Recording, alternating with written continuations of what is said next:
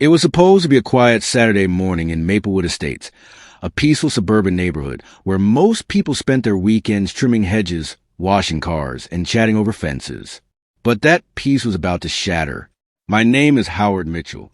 I'm a retired sheriff, 32 years in service, now living the slow life with my wife, Linda.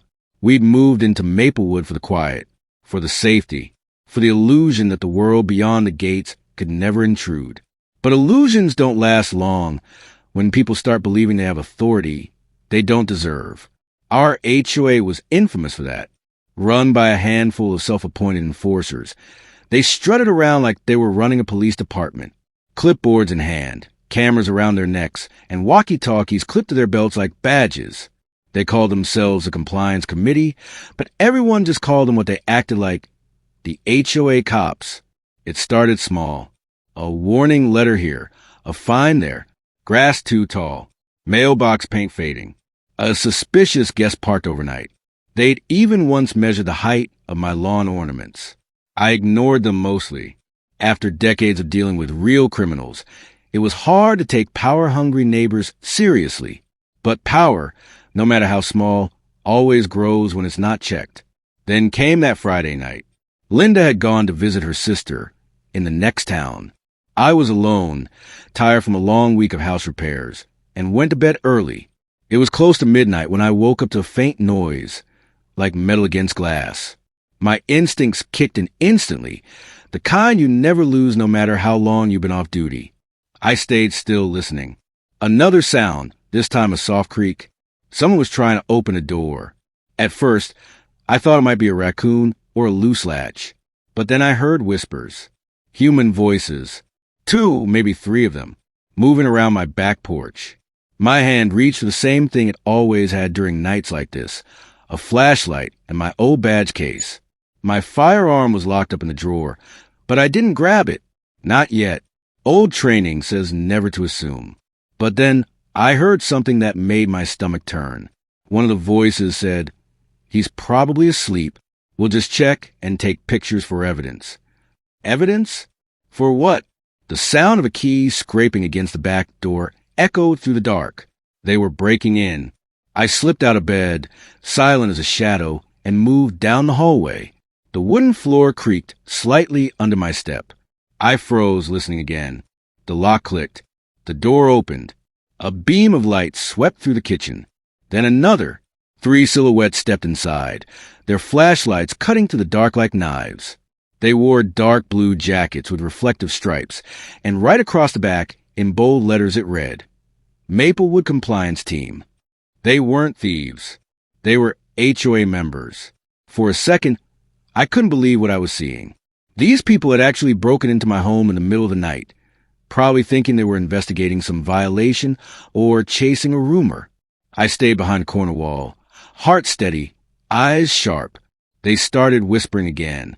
Something about evidence of unapproved renovations.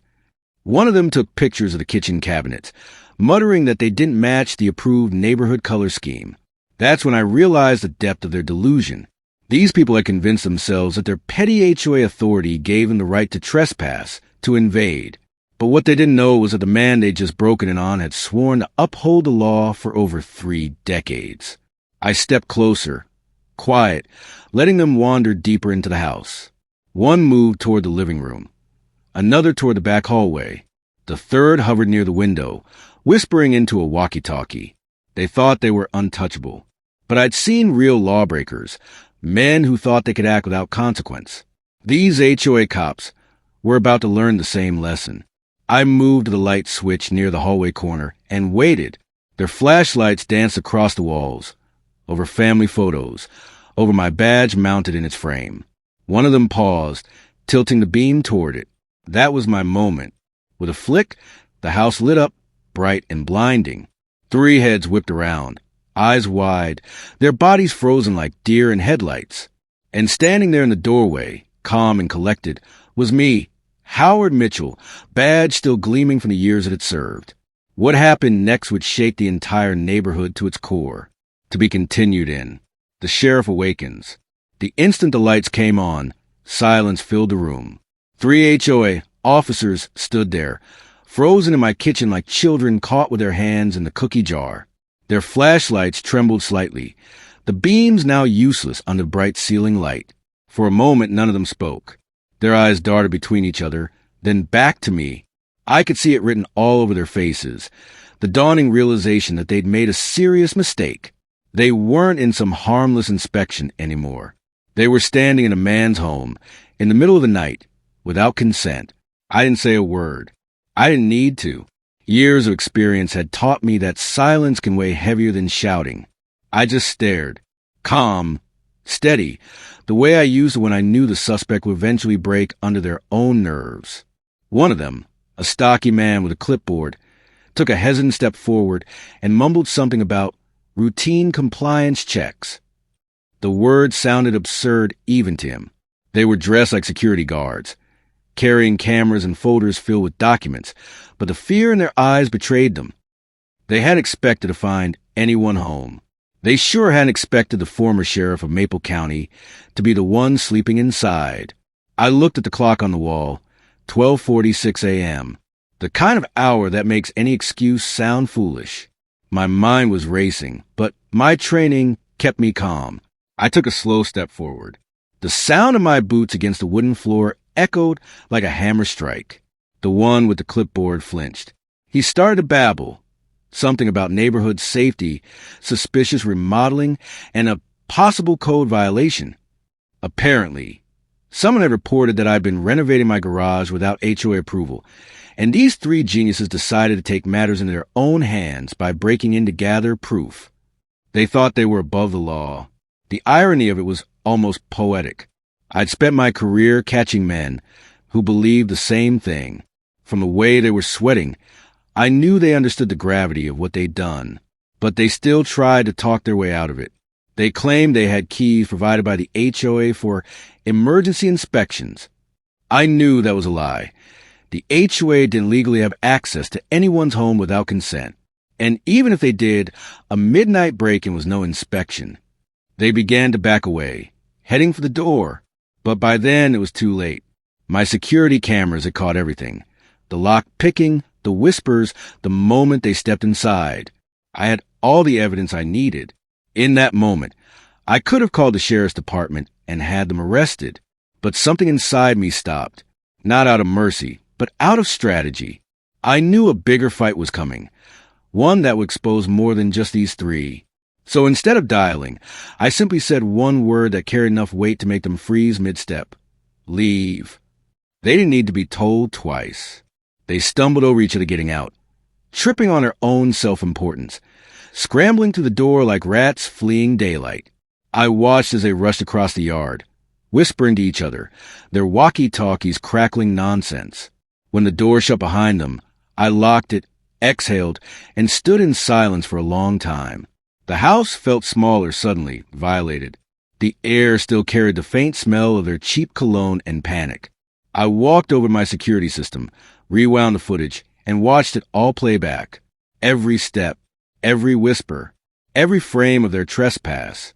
The evidence was perfect. By the next morning, word had already spread through Maplewood. People whispered about the incident at the Mitchell house. Some said it was a misunderstanding. Others said it was an abuse of power. But I knew the truth, and I knew how this kind of story always played out. The HOA would circle the wagons. They deny it, bury it, and protect their own. And those three, they'd pretend it never happened. But this time, they'd picked the wrong man to intimidate. I'd spent 3 decades upholding justice, and I wasn't about to let a handful of wannabe officers trample it on my doorstep. That night, I sat at my kitchen table again, my badge lying beside the coffee cup. I stared at it, thinking. The law had changed, the world had softened, but right and wrong still meant something. It was time to remind them of that, because the next move wasn't going to be theirs, it was going to be mine. Chapter 3, The Reckoning.